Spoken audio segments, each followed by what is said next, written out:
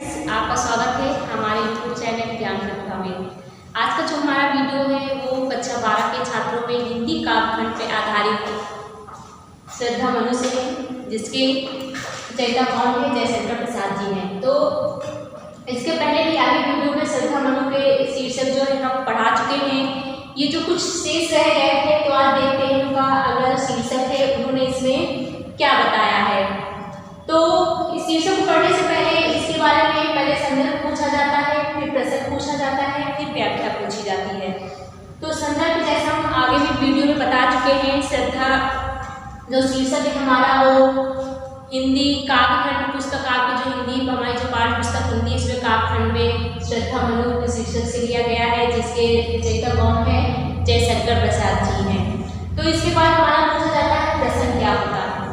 ठीक, मतलब ये जो सारा शीर्षक होता है इसमें क्या कहा गया है उसको छोटे से शब्दों में बताया जाता है प्रसंग। तो इसमें प्रसंग में क्या होता है, यहाँ पर जो श्रद्धा होती है वो मनु के हताश मन को प्रेरणा देती है। इसमें क्या होता है, जो श्रद्धा होती है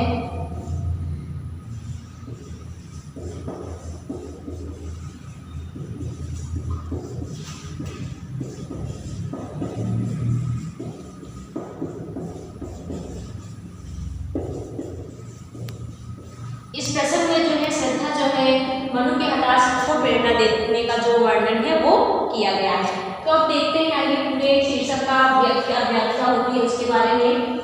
तो क्या कहा है कि दुख की पिछली रजनी भी बिक सकता सुख का नवल प्रभात, एक पर्दा यह भी जीना नील छिपाए है जिसमें सुख गात, जिसे तुम समझते हो अभिशाप जगत की ज्वालाओं का मूल, ईश का वह रहस्य वरदान कभी मत इसको जाओ भूल। तो इसमें क्या कहते हैं कि जो श्रद्धा होती है वो मनु को जो सांत्वना देते हुए अथवा जो दिलासा देते हुए उन्हें प्रेरित करते हुए कहती है कि दुख की पिछली रजनी भी, मतलब कि दुख की जो पिछली रात थी वो क्या हो गई है, बीत गई है। बिक सकता सुख का नवल प्रभात, मतलब नया प्रभात मतलब होता है सुबह, और बिक सकता मतलब विकसित और सुख मतलब सुख। कहती है कि दो दुख की पिछली जो काली रात थी वो बीत गई है और उसके बीच में जो सुख का नया सवेरा है, जो सुख का नवल अर्थात जो नया प्रभात मतलब सवेरा, और जो सुख का नया सवेरा है वो क्या हो गया है, विकसित होता है या विकसित हो गया है। क्या कहते हैं, कहते हैं दुख की जो काली रात थी उसके बीच में जो सुख का नया सवेरा है वो विकसित हो गया है, अर्थात दुख की रात बीत गई है और सुख का नया सवेरा जो है वो उदय हो गया है।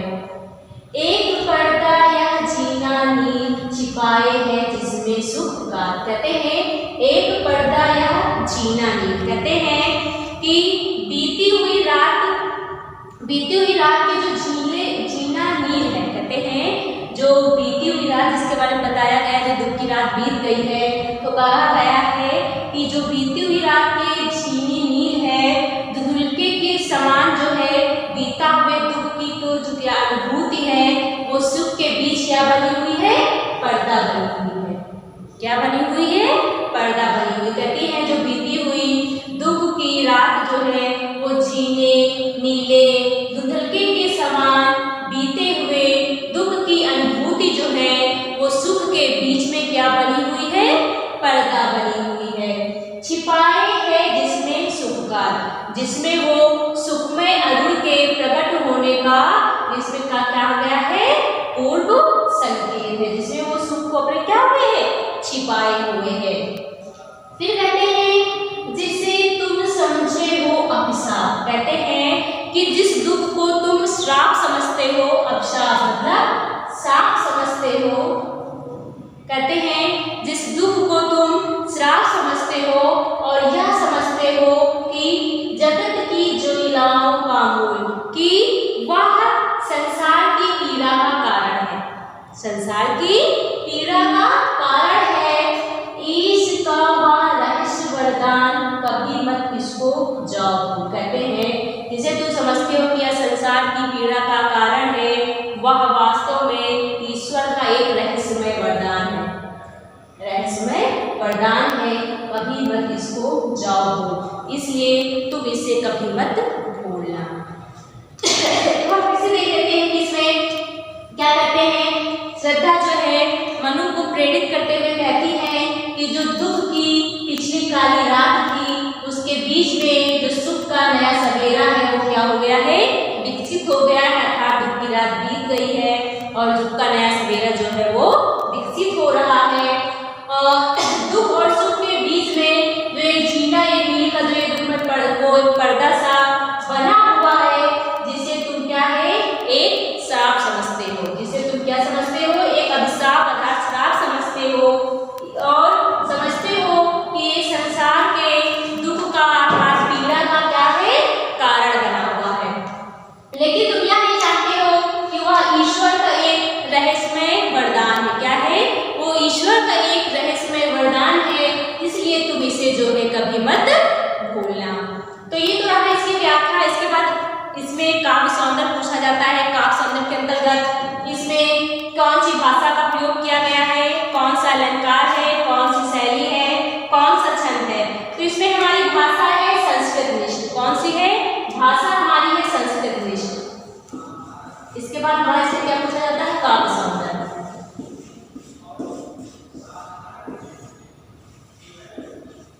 तो काव्य सौंदर्य में भाषा हमारी कौन सी हो जाएगी? संस्कृतनिष्ठ। इसके बाद इसमें हमारा पूछा जाता है अलंकार। क्या पूछा जाता है? अलंकार। तो अलंकार हमारा कौन सा है? उत्प्रेक्षा,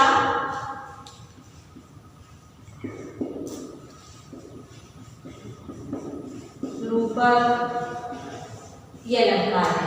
इसके बाद इसमें पूछा जाता है गुण। तो गुण हमारा कौन सा है? प्रसाद। गुण कौन सा है? प्रसाद। और छंद, तो इसमें जो है 16 मात्राओं का जो है श्रृंगार छंद मिलता है। क्या मिलता है? 16 मात्राओं का 16 मात्राओं का श्रृंगार छंद मिलता है। इसके अलावा इसमें रस क्या होगा? शांत होगा। रस कौन सा है? शांत। रस शांत क्यों है? क्योंकि इसमें श्रद्धा ने मनु को शांतिपूर्वक जो है प्रेरणा दी है। उसके बाद इसे पूछा जाता है हमारा शब्द शक्ति। तो शब्द शक्ति हमारी क्या होगी? लक्षणा होगी।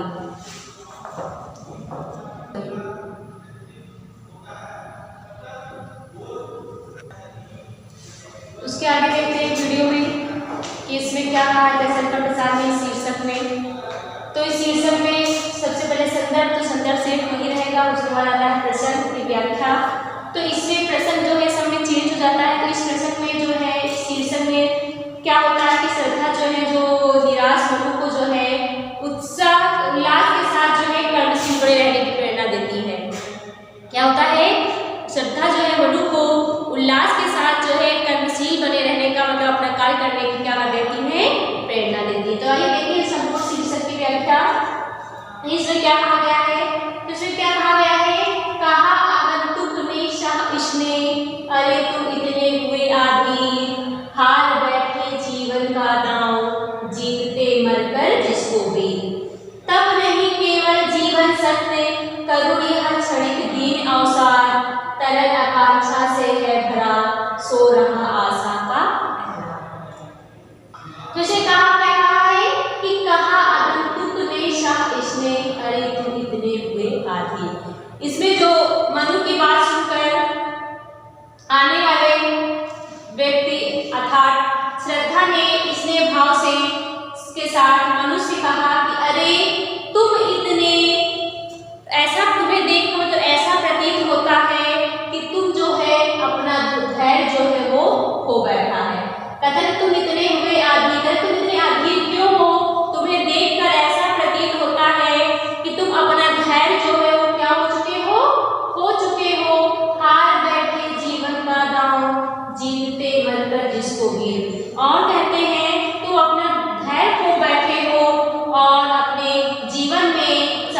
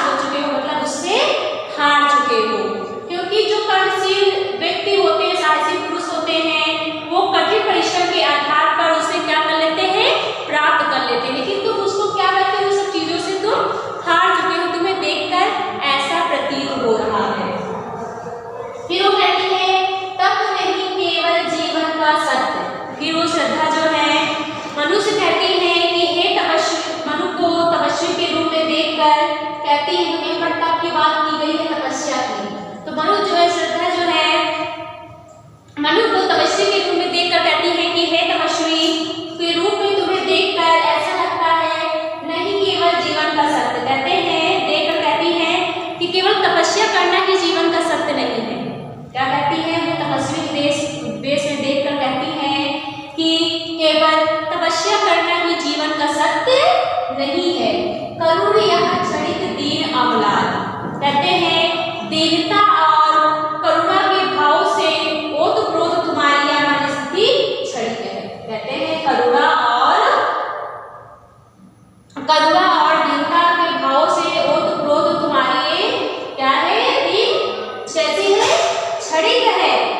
तरल आकांक्षा से भरा सो रहा आशा पहला, कहते हैं तरल आकांक्षा से भरा कि जीवन के प्रति तुम अपनी अभिलाषाओं को, अपनी आकांक्षाओं को प्रसन्नता से क्या है, भरा हुआ है। कहते हैं कि जीवन को प्रगति की अभिलाषाओं से, आकांक्षाओं से क्या है, ओतप्रोत अर्थात भरा हुआ है।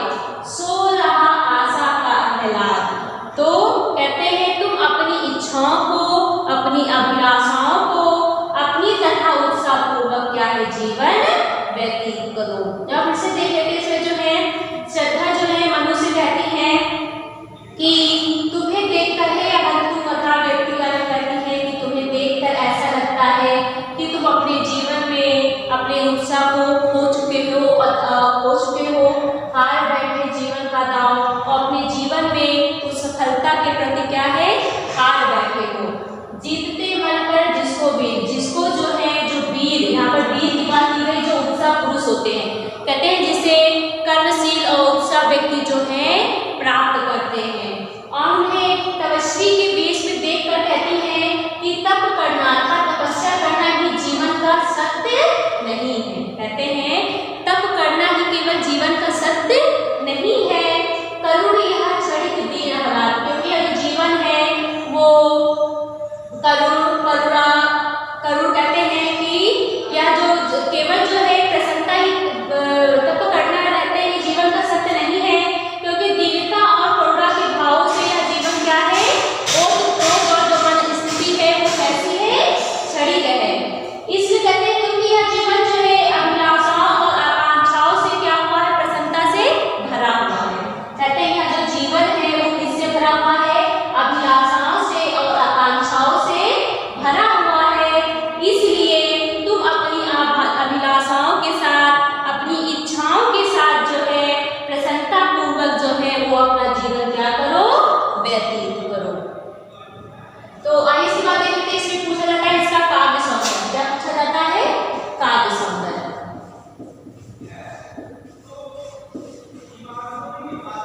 तो काव्य सौंदर्य में भाषा, अलंकार, शैली, तो इसमें भाषा हमारी क्या हो जाएगी, खड़ी हुई।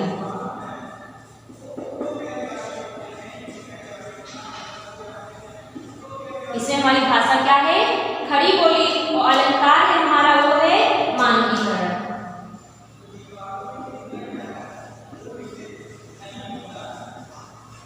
अलंकार जो है वो हमारा मानकीकरण है। रस शांति ही होगा,